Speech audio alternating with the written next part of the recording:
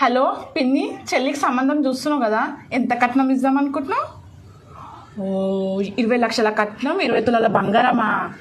అయితే నేను ఒక సంబంధం చూసిన, పిల్లగాడు అందంగా ఉంటాడు, నెలకి 40,000 సంపాదిస్తాడు. ఏం పని చేయాల్సిన అవసరం లేదు చెల్లె, కాలు మీద కాలు వేసుకొని కూర్చోవచ్చు.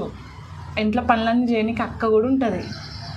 ఆలోచించుకొని చెప్పు, సరేనా?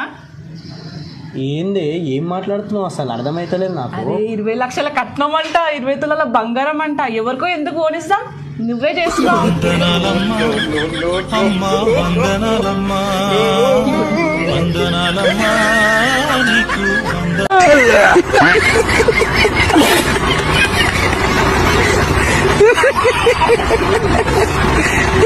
హలో పిన్ని, చెల్లికి సంబంధం చూస్తున్నావు కదా, ఎంత కట్నం ఇద్దాం అనుకుంటున్నావు?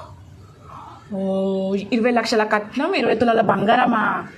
అయితే నేను ఒక సంబంధం చూసిన, పిల్లగాడు అందంగా ఉంటాడు, నెలకి 40,000 సంపాదిస్తాడు. ఏం పని చేయాల్సిన అవసరం లేదు చెల్లె, కాలు మీద కాలు వేసుకొని కూర్చోవచ్చు.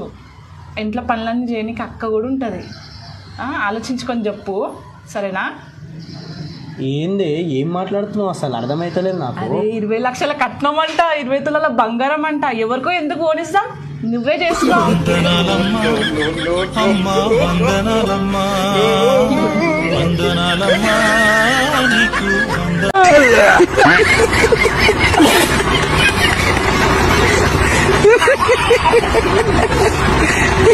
హలో పిన్ని, చెల్లికి సంబంధం చూస్తున్నావు కదా, ఎంత కట్నం ఇద్దాం అనుకుంటున్నావు?